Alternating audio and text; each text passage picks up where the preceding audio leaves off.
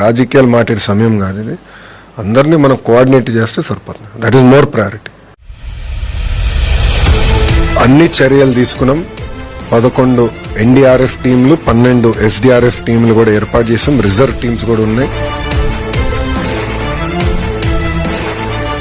అవసరమైతే ఆర్మీ కూడా హైదరాబాద్ లో కంటింజెంట్ ఉంది కానీ వాళ్ళు కూడా స్టాండ్ బై లో ఉన్నారు.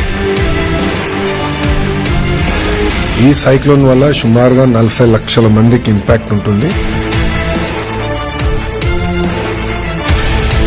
హై రిస్క్ ఏరియా వచ్చేగల కాకినాడ, కోనసీమ, వెస్ట్ గోదావరి, కృష్ణా, బాపట్ల, ప్రకాశం, నెల్లూరు ఈ జిల్లాలన్నీ రెడ్ అలర్ట్ లో ఉన్నాయి. ఇక్కడ ఎక్కువ ఇంపాక్ట్ అనేది ఉంటుంది.